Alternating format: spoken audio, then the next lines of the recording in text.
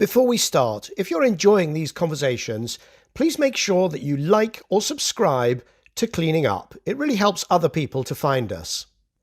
Cleaning Up is brought to you by the Liebreich Foundation and the Gilardini Foundation. Hello, I'm Michael Liebreich, and this is Cleaning Up. My guest today is Professor Dame Julia King, Baroness Brown of Cambridge. She's an engineer, she's a crossbench peer in the House of Lords, and she's also chair of the Climate Change Committee. Please welcome Julia King to Cleaning Up. So Julia, thank you for joining us here on Cleaning Up. Thank you for inviting me, Michael. It's a great pleasure to see you. Whereabouts are you broadcasting from today? Well, I'm sitting in my study in Cambridge. And is that where you have been throughout these last 18 terrible months of the pandemic?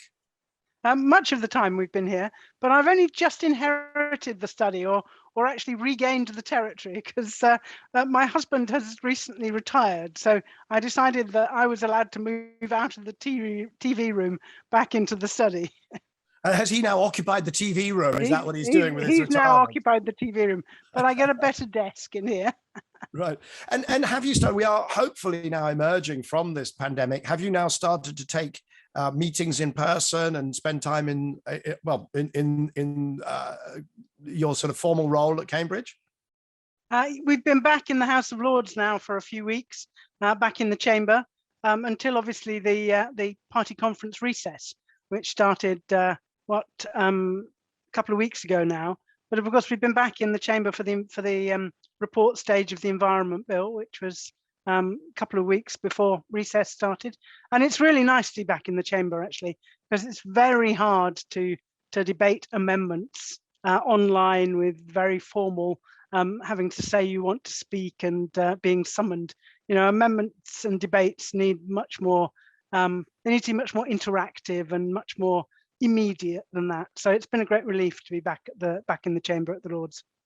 And so that is the main focus of your activities now is your role as crossbench member of the House of Lords. And I chair the Adaptation Committee for the Climate Change Committee. So we had a very busy summer because we published the huge exercise, which is pulling together the evidence base for the third climate change risk assessment. So that's been coordinating over 200 academics and specialists and people from industry to produce the evidence base for how the climate is changing in the UK and what the risks are. And then also publishing our advice to government for them to take up as they prepare their formal climate change risk assessment, which is for the whole of the UK, which will be published next year. And then, of course, we also had a progress report on how we're doing on adaptation in the UK, which is another formal requirement from the committee. Gosh, that sounds like a very busy summer. Now, what I'd like to do, though, is to step back because you've got this great career in academia, then in business and in public service. And what you're talking about there is obviously, you know, doubling down on the public service part of it. But if you can start, so you were when you graduated, you were a fracture mechanics global expert. I mean, that was what you did, was fracture mechanics. Am I right? Yeah, I used to break things. It was great fun. And so my great mentor when I was at Cambridge was Professor Di Jones at Christ's, and he was the great. He wrote the textbook, did he not? As of around the same time that you were probably working your way through the early stages of your academic career. No. Well, Di lectured to me when I was an undergraduate. And then he moved to the engineering department when he got together with Mike Ashby, and they produced those excellent textbooks on sort of materials in engineering structures and things. Yes, materials selection and design. Exactly, Ashby and Jones. That was the textbook, and so we have. They were very good. We have in common, so we were both lectured by Di Jones. Fabulous. But you then, so after a period in academia, you went to Rolls-Royce, and you ran a number of their. This is the Rolls-Royce aero engines, not the Rolls-Royce cars piece, and you ran a number of their programs. And yeah, no, it was great to experience industry, having been quite a long time in academia and built up a big research group, who were mostly looking at the kind of problems that you have and materials that you need to develop for aero engines and those very high temperature, high stress kind of applications. Right, but then 2002 you went off to be the head of the Institute of Physics, so you left the business world, and then now you've got various involved in various directorships. But that was your stint in business. What was your? Can I ask you at the time? What was your thinking not to continue as in sort of frontline engineering business, but to go back into the more, I don't know if you call it the academic, but the Institute of Physics, sort of supporting academia and supporting industry, but more on the theoretical side? I'd been in Rolls-Royce for 8 years. I'd done a whole range of jobs. I started running the materials labs. I then ran the new product development activity for the industrial businesses as their director of advanced engineering. I'd then moved to running one of the manufacturing businesses, and I was engineering director for the marine business in Rolls-Royce. And one of the job I really wanted was the main board engineering director job at Rolls-Royce. And when Colin Smith got that, and he was a jolly good appointment. I'm not going to say that wasn't the right thing to do, but when Colin Smith got that, the kind of choices for me were going to be the other engineering director roles in the different Rolls-Royce businesses. So I had to decide whether that was what I wanted to do. I should say Colin Smith and I are almost exactly the same age. So Colin wasn't suddenly going to retire and leave that job open again, right, whilst I was still at Rolls-Royce. So I had to decide whether I wanted to move around the other engineering director roles at Rolls-Royce or whether I wanted to do something else. And my husband was working in London, I think, at the time, and we'd been all our careers. We ended up, with 2 houses oscillating between them, and so I thought, well, actually, it would be quite nice to go and work in London as well. So that happened. That all just happened to come up at the same time as Colin was moving. So, and I decided, yes, it would be interesting to have a change. But I really enjoyed working for Rolls-Royce. It was fantastically interesting. So, and given the choice again, I'd go and do it again. Now, you would have been, I'm pretty sure, no, you would have been the first head of engineering, the first woman as a head of engineering at Rolls-Royce.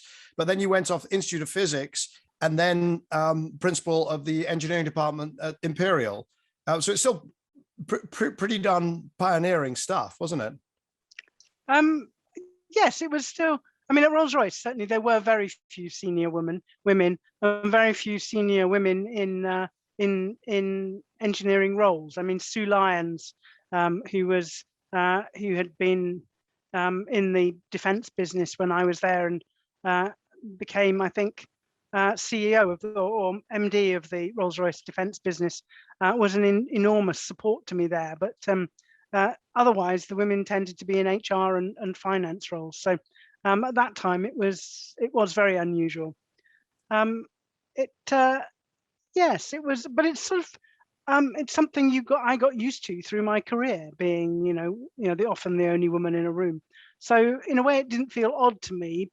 But I think when I talked to the young women who'd come in to Rolls-Royce as graduates, I think they had a much harder time than I did, because coming in a senior role, you get a level of respect because of your seniority, and you get treated with a level of respect because of your seniority. I think the 21-year-olds who came in and joined some of the big engineering teams had a much tougher time than I did, and also couldn't necessarily see any women in next level management roles, couldn't see where, who were their role models and how their careers might progress. Right, because it has slowly changed, but it was still not anywhere near the sort of 50-50 that you'd like to see on the gender split. And I was taught, another person who taught me actually was Professor Anne Dowling. But it was so rare at that time to have a woman professor of engineering. There were, I don't know how many there would have been in the country, but not that many, really. Yes, very few. I mean, I could count the number of women who taught me at Cambridge on, I'd only need a couple of fingers, I think, much less than a hand, yes. And I think that wasn't different when I was there. But now, so that takes us pretty much to the I was going to say the famous review. This is the King Review of Low Carbon Transportation, 2008. And at that time, just my own journey, I had started New Energy Finance, which was 2004, and I had done a lot of work on renewable energy and the energy technologies, wind, solar, etc. That had made me realize that you need a smart grid because they're all variable, they're all over the place. And then I had realized that you needed batteries, you needed storage as well. And I was just about around 2008 reaching the point where I thought, okay, actually batteries are going to get really cheap, and this is going to change transportation. And so I was just sort of there at that moment, and then your review appeared. How did you get sort of selected, or how did you get into doing that review? I don't know, actually. By that time I was Vice-Chancellor at Aston University in Birmingham, and I got a call, as you do on some of these things, about a week before the budget from Gordon Brown's office at the Treasury to say, would I lead a review on the how to decarbonize transport. And it was at that time intended to be a kind of series of follow-ups to the Stern Review. That Gordon Brown had this vision that you would take each sector of the economy and you would do a review looking at how you could decarbonize it. Actually, in a way, the sort of work that the Climate Change Committee now does, as it does its sectoral analysis, but the kickoff for it. And I was asked, I presume because I had an engineering background in aerospace and to some extent in marine, but absolutely not in automotive. So I didn't have any connections with the car industry that would have made me a non-independent, if you like. And I got a call to say, would I do it? And of course, my chair of council at Aston was quite keen on the profile it would give to the university. And I thought it sounded fascinating. So I jumped at the chance. Right. And for our viewers and listeners, Lord Stern, I had on Cleaning Up. I'm going to say I don't know exact episode numbers. I can't keep them all in my head, but it's something like episode 45. So if they go to the website and scroll down, then they'll see Lord Stern and his famous Stern Review, which was 2006, I believe. And then so then you were working on this in 2007, and the whole thing, the final part of the report came out in 2008. And can you summarize, when I sort of refreshed myself on what it said, but can you summarize what it said in the short version? Well, what it said was we can decarbonize transport. It said, we've got the potential for biofuels, which I think we thought at that time might have a much stronger role in transport than we see now. We said there's an enormous amount we can do with conventional internal combustion engines in the interim of having new technologies to dramatically reduce the emissions. We looked at batteries, and they clearly looked like they had an important role. And we looked at hydrogen, which seemed to play a minimal role, but potentially for long distance vehicles and heavy transport. And I think what has changed since then would be, I think, in a big way, would be our view of what we might do with biofuels. And now this and realizing now how enormously precious any bioenergy will be, and that we really would need to use it with carbon capture and storage in order to try and generate net negative emissions in order to get to net zero. So really, it was a very positive message to say, we can do this, and initially to say these are the sorts of policy measures we need. We had a huge number of policy recommendations. The initial ones were all about setting really tough targets for the emissions per kilometre or the emissions per mile from new car sales, to start bringing the emissions down immediately, because we knew, having talked to a lot of the industry, that the industry had the technology on the shelf essentially to bring emissions from conventional vehicles really way down. And we did start to see that. And disappointingly, we started to see that in part because we also had the fuel duty escalator at that time. And the fuel duty escalator was really pushing up the price of petrol and diesel every year quite significantly. And we did initially see the UK public starting to buy much more efficient and smaller new cars. And then actually, when the escalator came off and fuel became a smaller issue for people, what we saw was people taking the benefit of these much lower emissions and more efficient vehicles by keeping essentially the cost of fuel roughly the same, but that was then enabling them to start buying bigger cars again. Right. And so emissions from cars did come down a bit in the 2008, 9, 10, and then they started creeping up again because people were moving to these more efficient but larger vehicles again. Okay, there's a lot to unpack there. Just some information for those who are watching and listening on the fuel duty escalator.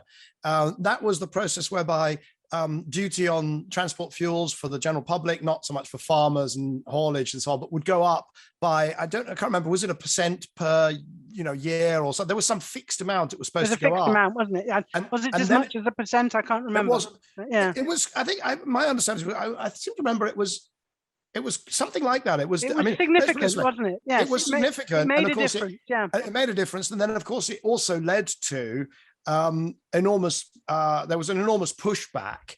I think around the time when the oil prices surged. So when you got to around 2008, I mean, actually must have been shortly after your report, and the fuel prices surged. They went to $140 per barrel, and then you had the truckers out and the general public out, and they were blocking motorways, and it was then removed. And as you say, then of course the pressure to become more efficient receded.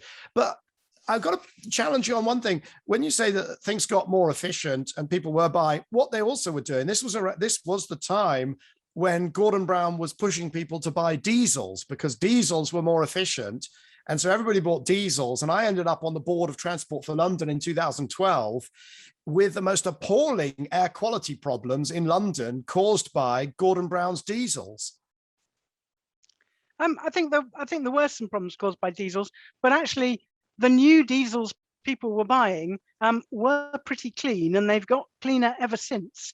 So I think the ire that has been directed towards diesels has not been entirely fair, or towards new diesels has not been entirely fair. I think old diesels and some of the diesel buses, lots of particulate. I mean, you used to be able to see it pouring out of the back of them. So yes, diesels have been a real problem, and it will be great when we move away from them completely. But I do think it was one of those things that we find a bogeyman, and then we direct all our fire towards him or her. Yeah, I mean, the issue, you're right on the particulates for sure. When I say I got on the board and we had this huge problem, it was actually the nitrous oxides. It wasn't the particulates, but of course, it was the NOxes that were bad, and of course you then had Dieselgate, because what the car companies decided to do was, instead of actually meet these ever more stringent requirements on particularly the NOx, they actually just fiddled it. And I mean, even now, we've still got a difference between the tests that are used and in the lab. We're still getting, using lab tests and not real life. See, I think what we should be doing is getting the telematics data straight off the cars. You know how much fuel goes in, and you know how many miles or kilometers they drive. And that should be the data set that goes into all of the policy instruments, rather than some self-reporting or some theoretical numbers on this cycle, that cycle, and the other. Absolutely agree with you. And that's one of the things we've said on the Climate Change Committee historically, that we need real data on these things. And of course, we have a hidden problem of exactly what I would say exactly the same sort in new homes, which is that the standards to which new homes are built have to be demonstrated once on one house of that particular design in one place, and then no other house is tested.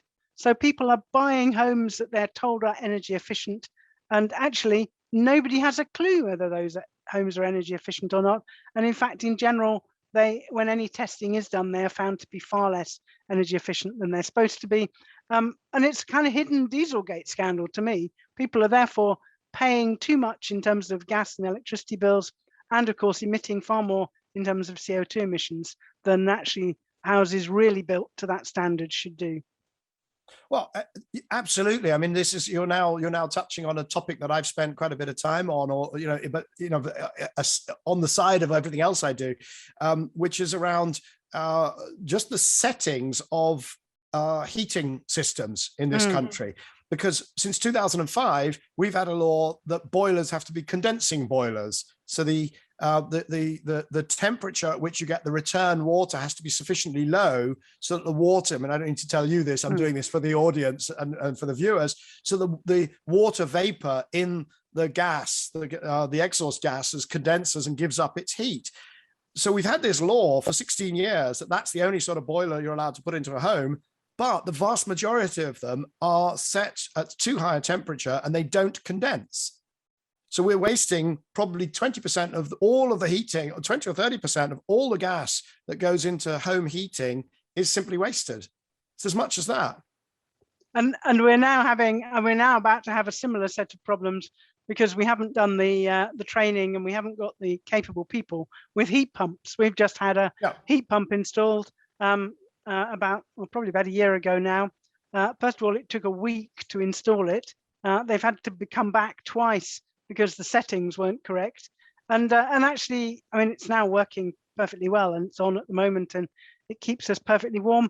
But I have a very strong suspicion that it hasn't been properly set up for the house and the heating system that we've got.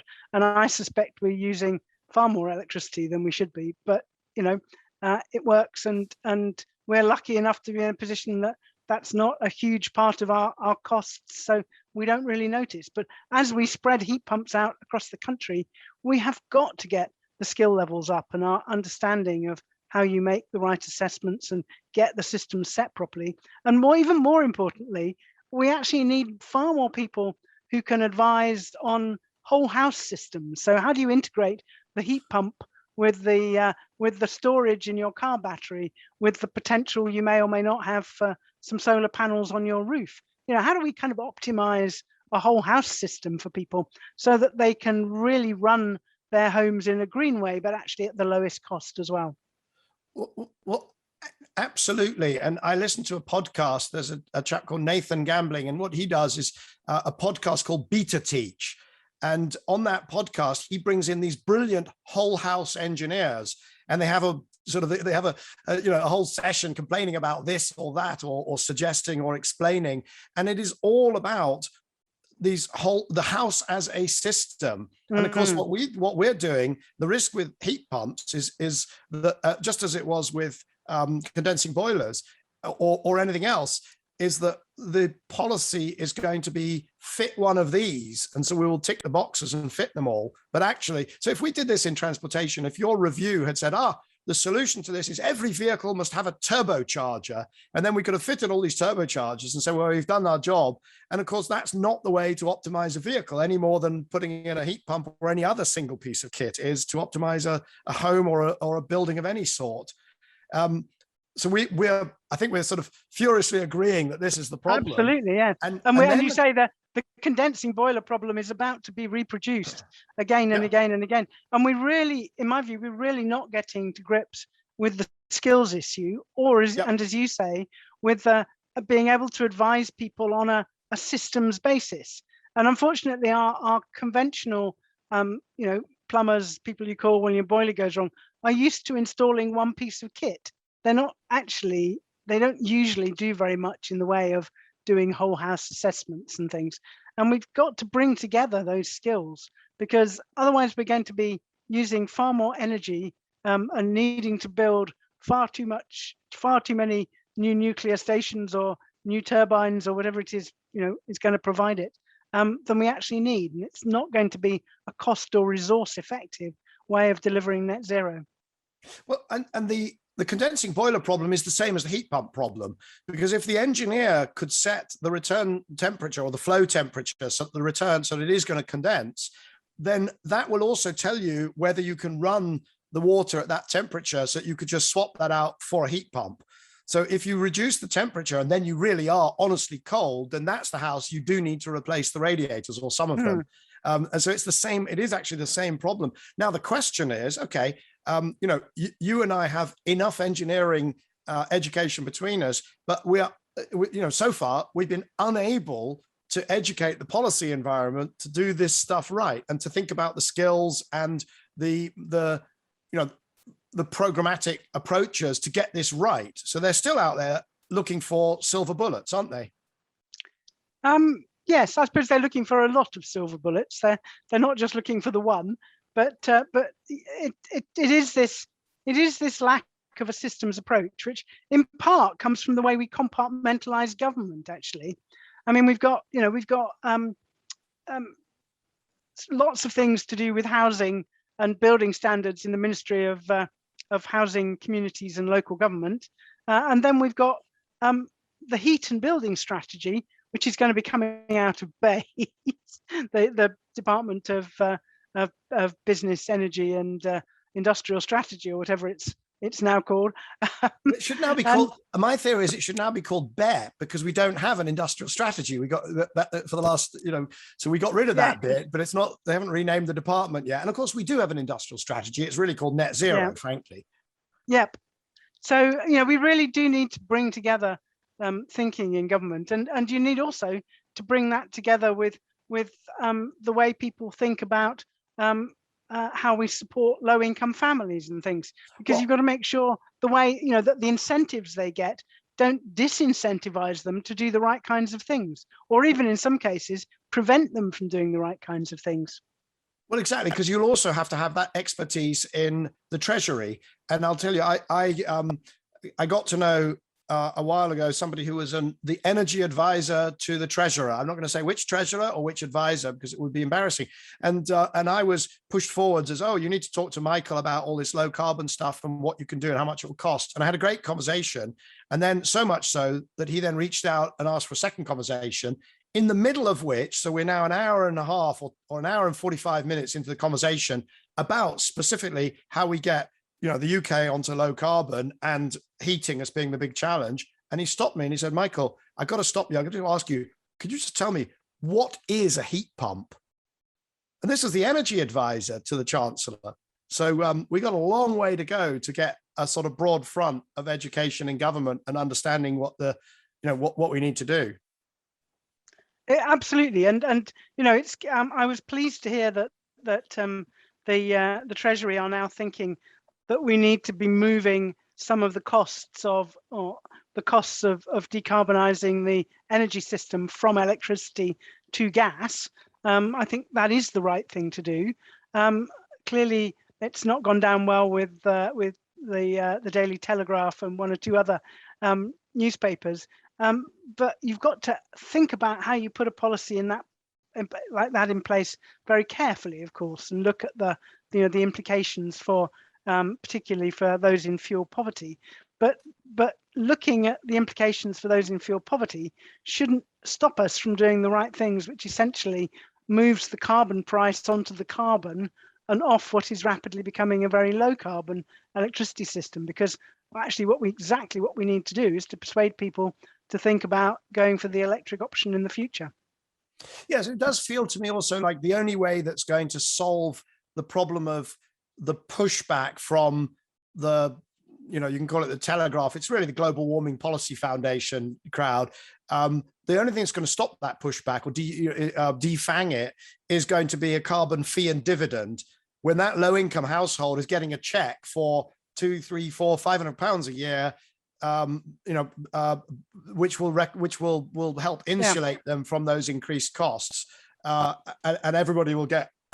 Pardon me, you know, the way they've got in Canada, so you pay your carbon fees based on what you use, and of course, it's all the wealthier people are actually using a lot more, bigger houses, more cars, etc.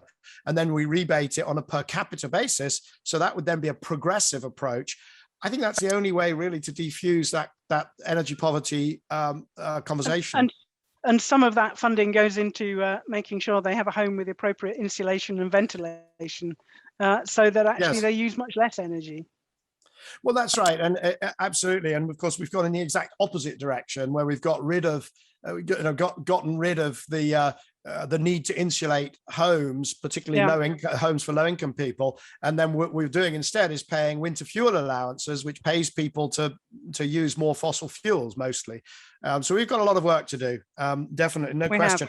But now, and it really is that linking of government, so that they think as a system, and they're looking at all of the, doing something here and how it affects something over there in somebody else's department. So this is fabulous, because we got quite far into this, and you've only used the word hydrogen once, very briefly, when you were talking about vehicles. And obviously hydrogen is now the topic of the day, and it's in the front lines. We have, I think that there's a fairly good understanding now that hydrogen for people's personal transportation is not really a thing. You've still got a big discussion going on about longer distance, although David Seaborn at Cambridge is doing good work on catenary charging, so in-motion charging. But then there's this enormous lobbying activity around hydrogen for heating. So where are you in the hydrogen wars? Which team have you chosen?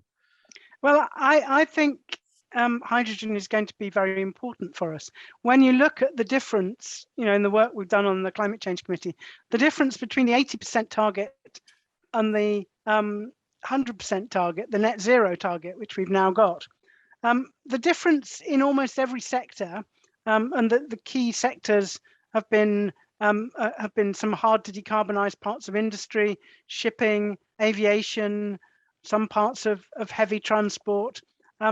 If you look at what can offer a solution in all of those sectors, then you find hydrogen becomes part of the story. And so we didn't need hydrogen to get to an 80% reduction. We do need hydrogen to get to 100%. It's not yet clear exactly where we need it, but I think the Climate Change Committee, our work suggests that we need an energy system where about 20% of our energy might come from hydrogen in 2050. That lines up pretty closely with McKinsey's assessment of about 18% globally by 2050. I think it's very clear of some of the areas in industry, things like steel making, where hydrogen could be enormously beneficial. I think it's very clear that shipping is moving potentially towards electric for some small vessels, but probably ammonia for larger ships and tankers and military vessels. We're going to need hydrogen to make synthetic aviation fuels. We're going to need green hydrogen to do that. We've got Airbus announcing that by 2030, they'll have a liquid hydrogen powered narrow body aircraft. So looks as if aviation is looking to hydrogen. I think, as you say, the big question marks are, how much hydrogen do we need in heavy transport? And, David Seaborn will absolutely correctly tell you that if we could do it with electricity, it's more efficient. And he's absolutely right. I suppose I have a concern that I can't actually see us getting round to getting catenaries put in place on all of the motorways in the UK by 2050, because look how slow we are being at putting in, at electrifying our rail system. So I just think there's a practical challenge there. And also we're starting to see some really interesting work, I think, for some heavy applications, looking at how efficiently can we run a modified diesel, a specifically designed diesel engine on hydrogen. And that starts to look as if that might be, in some applications, quite a cost competitive way of dealing with it. So I think we will see some hydrogen in road transport, but I'm absolutely with David that if we could do it with electricity, it is a more efficient use of energy. So on the hydrogen in a modified diesel engine, I had great privilege of going up to Uttoxeter and seeing what JCB are doing. And in fact, I've done the JCB tour. I've got if I remove those who are listening on a podcast can't see what I'm doing. If I remove this book from behind me, then you'll actually see a little green JCB, which is running a modified diesel engine. Oh, you've got one as well. So that is funny. We have so much in common. It's quite scary there, and that's very interesting because. But I see that as definitely working in off-road applications. I mean, if you're in a forest, if you're in a mine, brilliant application.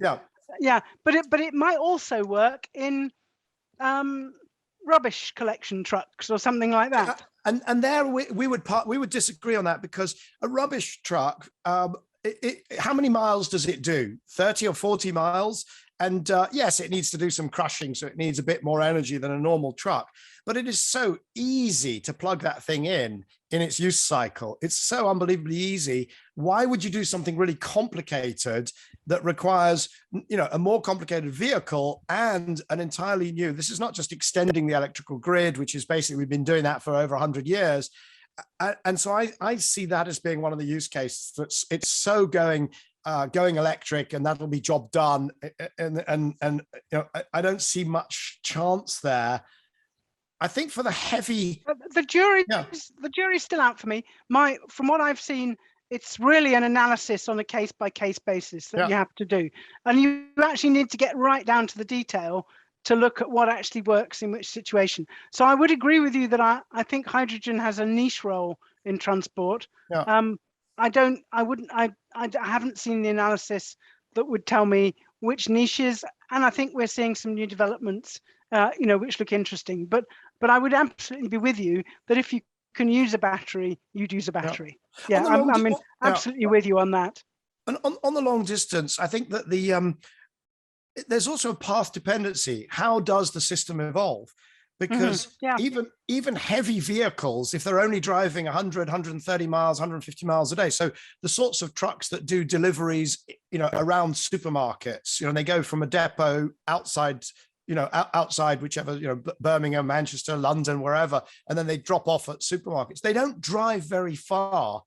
And what happens is it's actually relatively easy to electrify those trucks, because you take out the engine, you take out the gearbox, you take out the transmission, you take out the fuel, so you actually save a lot of weight. And then you add in a battery.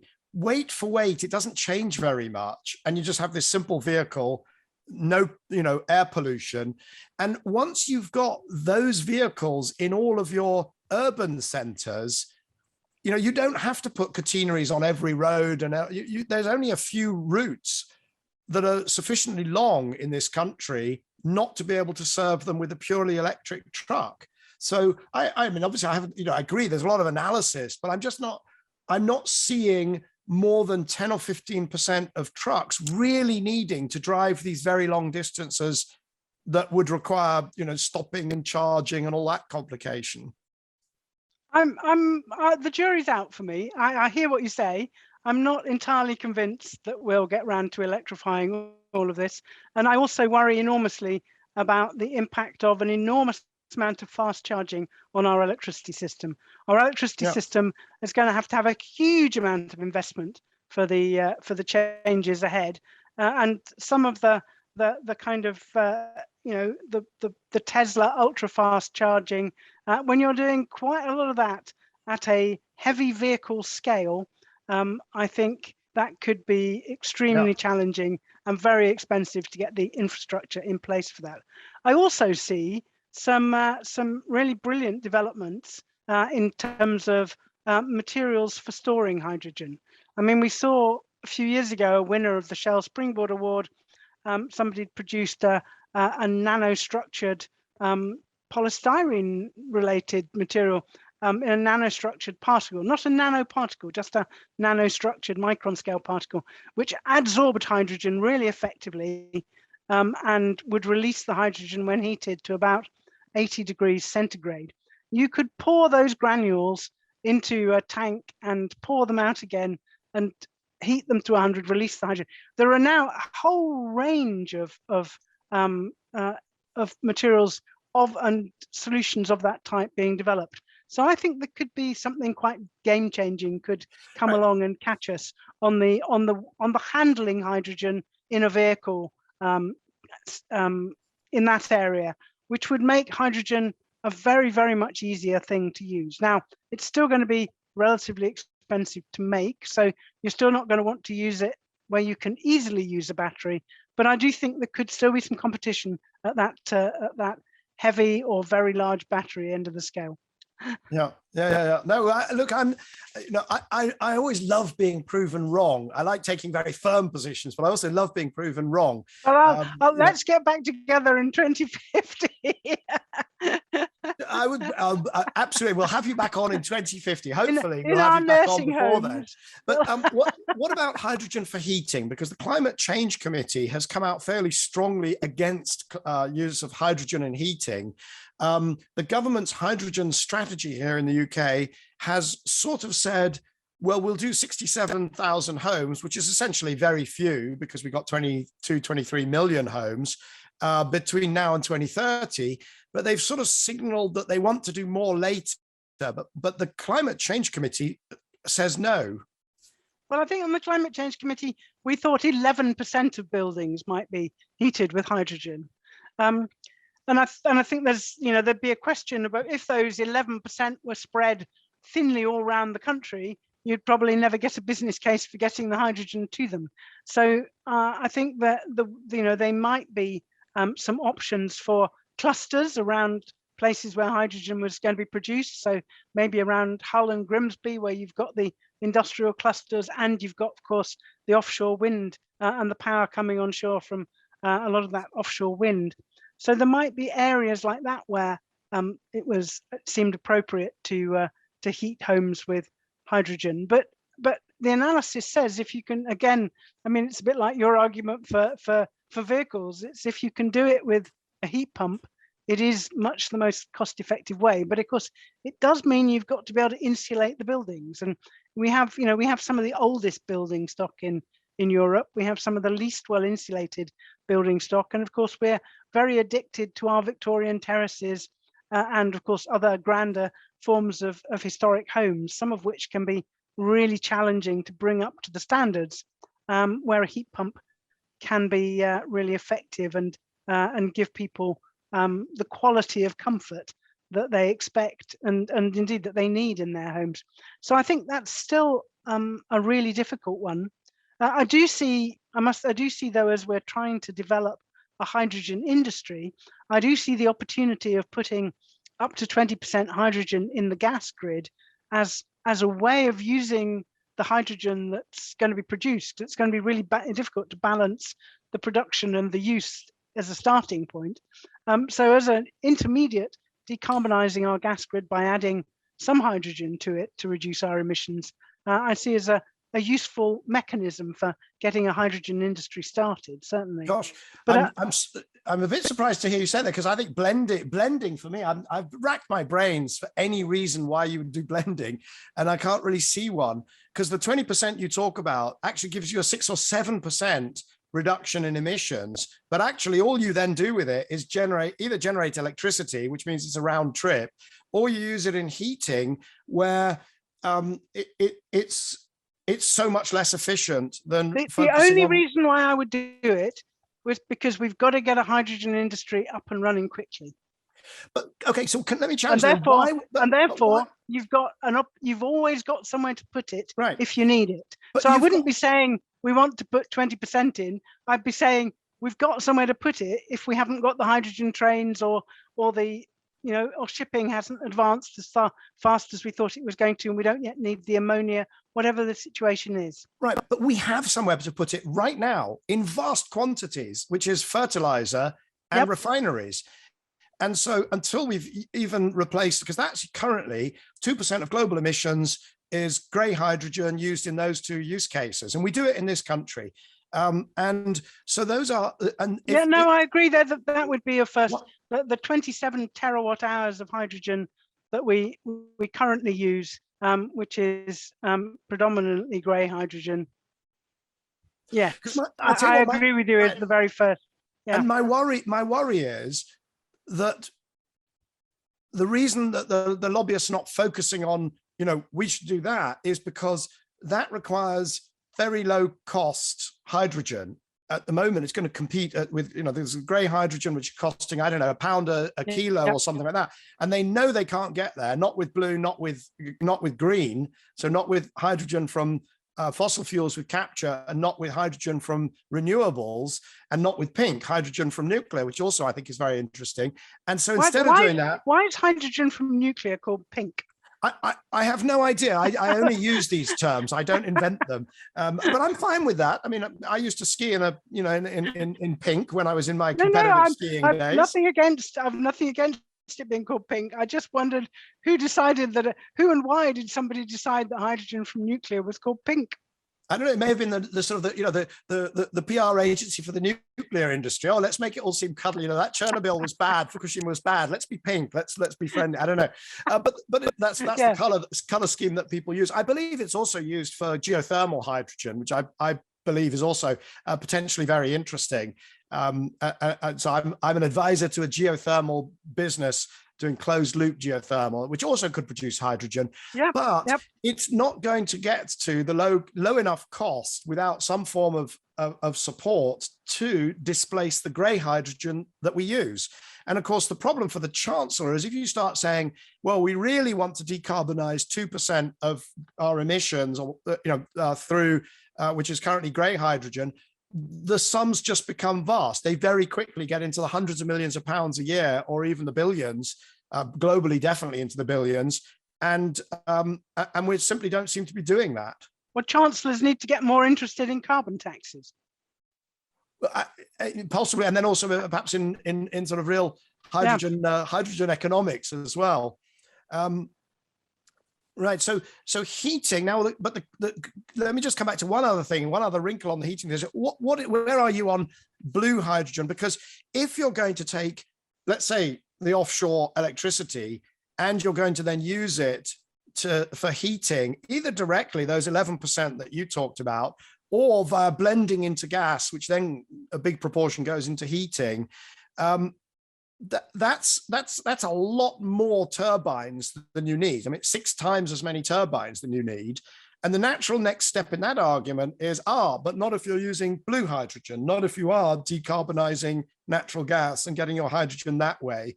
Do you see a future for blue hydrogen? I actually think that the government's hydrogen strategy allowing for blue and green rather than the rather more extreme move to green that we're seeing from Germany, for example, is really sensible.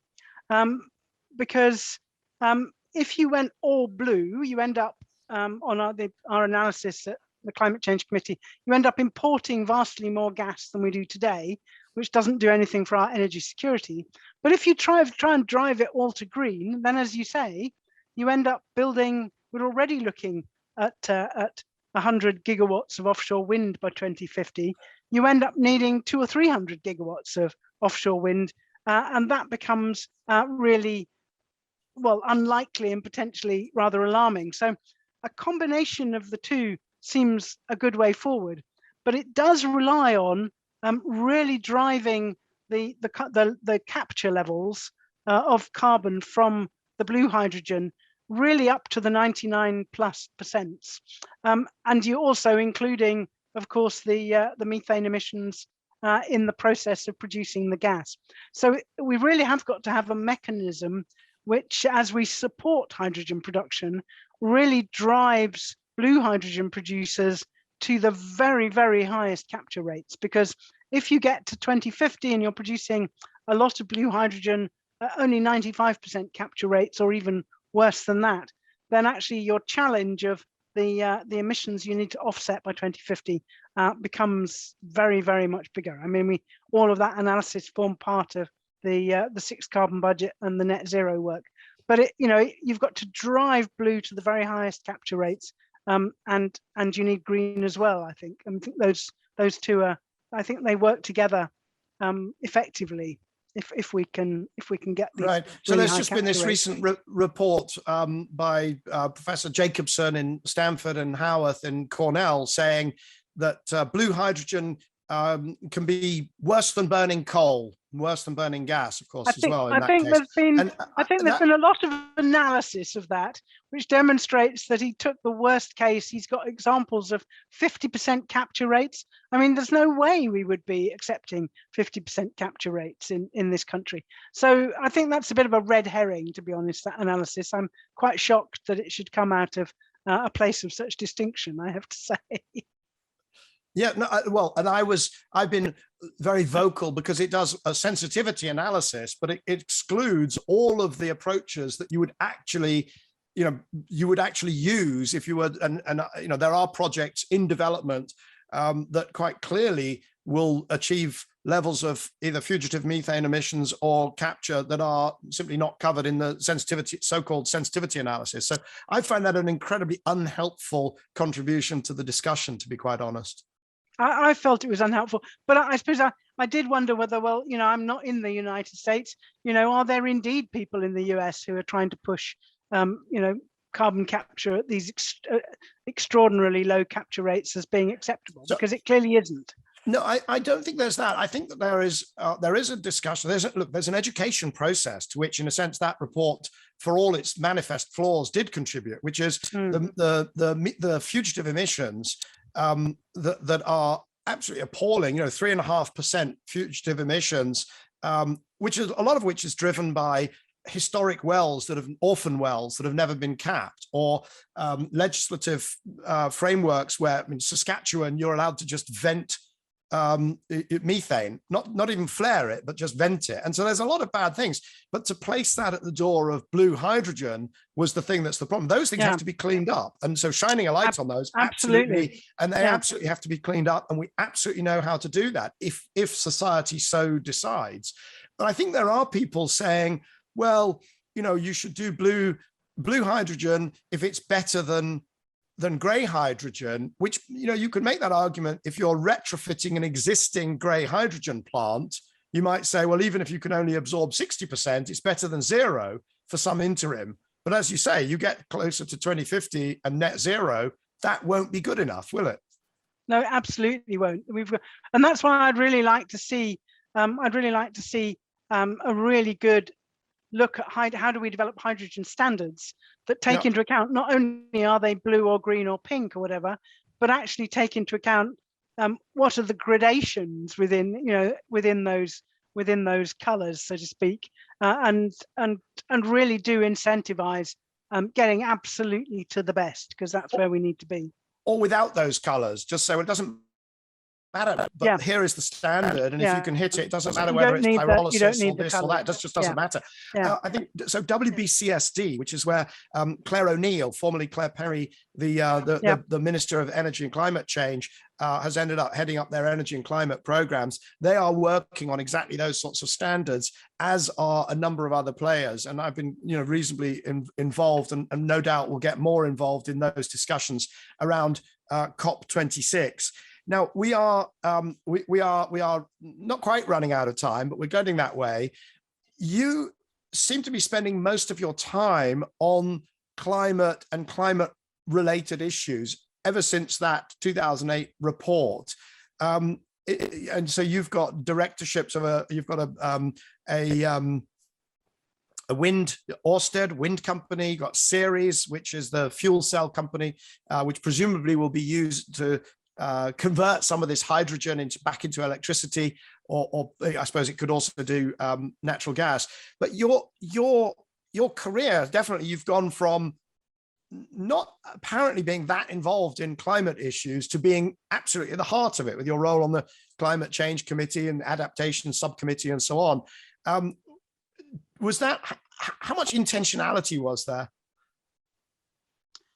Gosh, I was always been interested in climate change and environment issues, and at Rolls-Royce, certainly when I was in the aerospace group running the materials labs, our key drivers were how do we reduce fuel consumption and emissions, but not in quite the same climate context as of course we are doing it now. So it's always been an interest, but I suppose it was doing the King Review for Gordon Brown and the Treasury that really highlighted for me that I needed to pay much more attention to this, and that this was a really big problem, but also that it was a soluble one. And I think for me, certainly net zero is a real game changer, because at 80%, you can say, well, we could just become more efficient. And everybody who doesn't really want to engage can say, well, you're going to need me and I'm going to be in the 20%. But net zero really is different, is it not? That's right. Everybody is now facing the same challenge. There's, as you say, nobody's let off the hook anymore. Yeah. And to what extent was that a game changer within the deliberations? I'd love to know about the behind the scenes deliberations on the Climate Change Committee. I suppose it is a change of, you can't leave anything to one side, exactly as you say. You've really got to bring everything into the mix, and you've then got to say, how on earth are we going to decarbonize all of this? And you do. I mean, it is where hydrogen suddenly becomes part of the picture. But I think we do need to remember that 80% of our energy system won't be hydrogen. We might be talking about 20% that will be. So the biggest bit is still the doubling, or slightly more than doubling, in size of our electricity system to deliver essentially the rest of the energy that we need to live in the UK.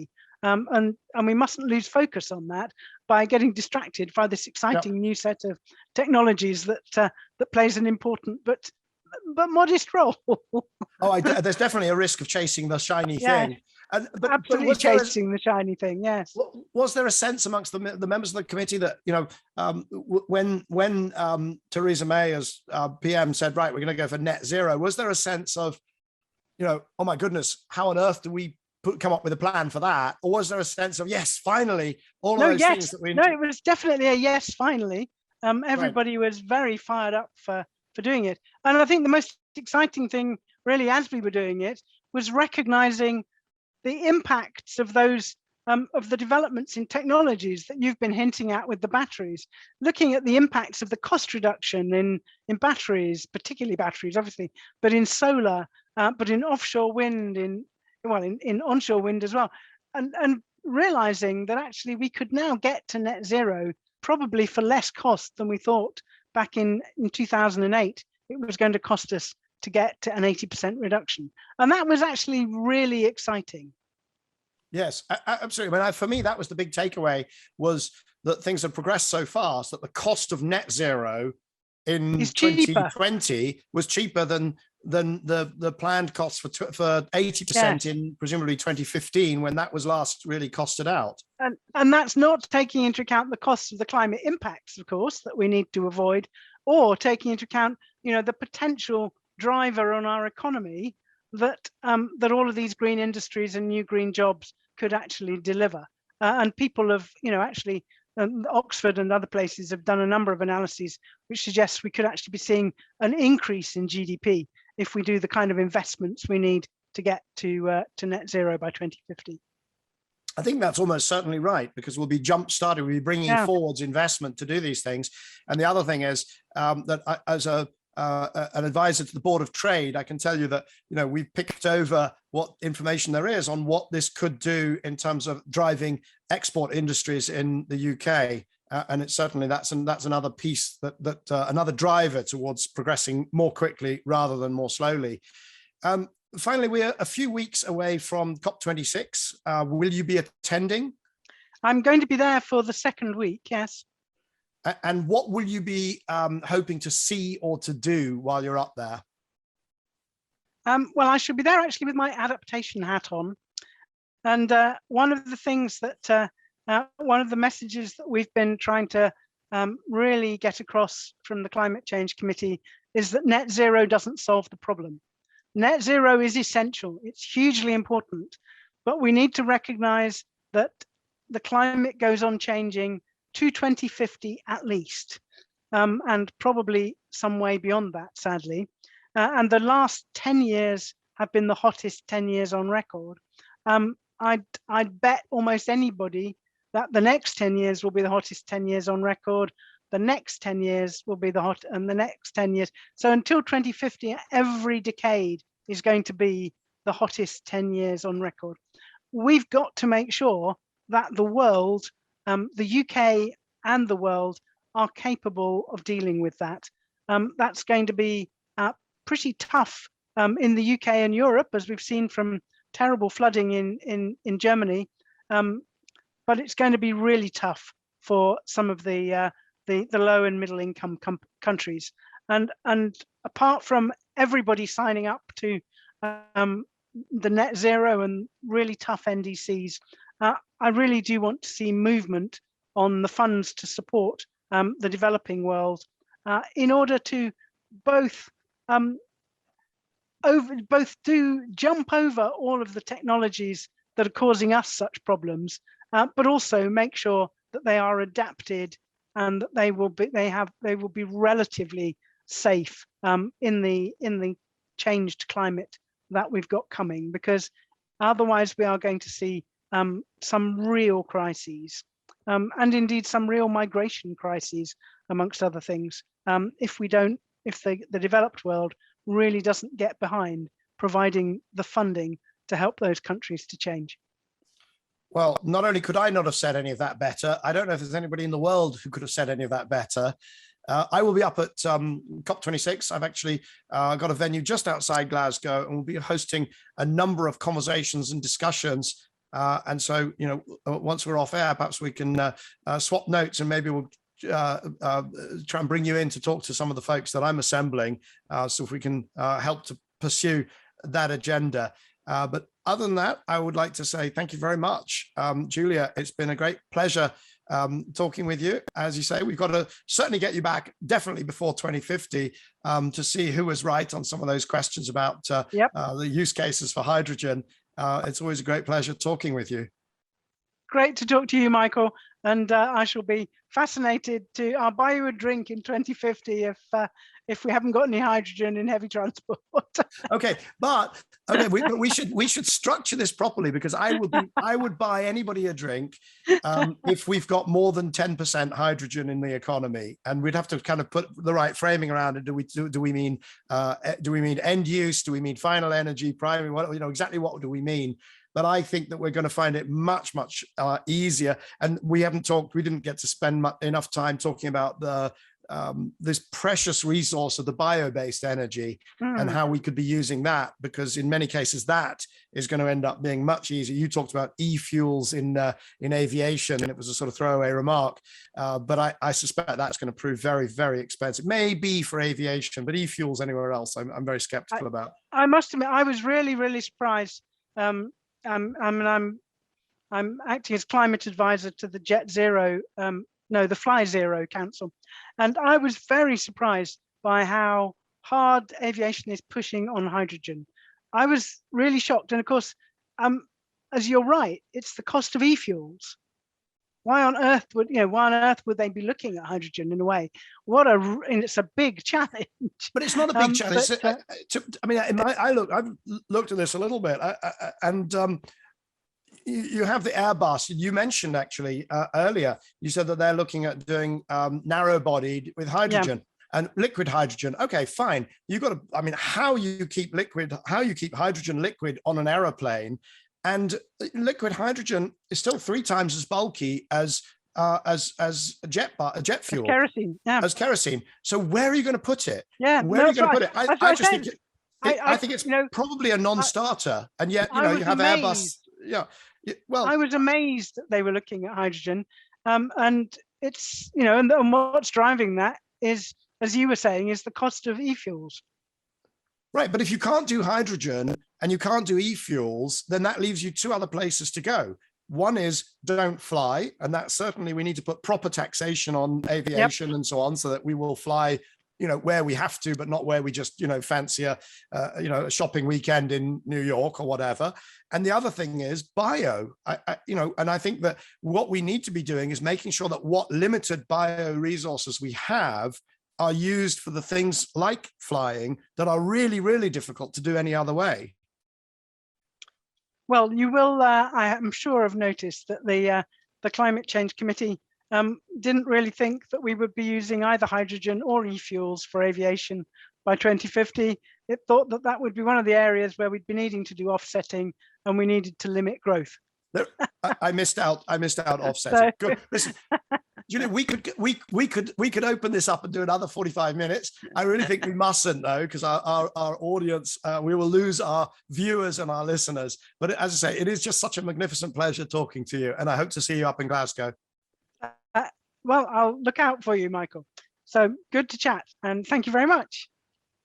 So that was Julia King, Baroness Brown of Cambridge, crossbench peer in the House of Lords and also chair of the UK's Climate Change Committee. My guest next week is Glenn Peters, Research Director at the Cicero Centre for International Research on Climate Change in Oslo, and also one of the world's great experts in the past, present, and future trends in emissions. Please join me this time next week for a conversation with Glenn Peters.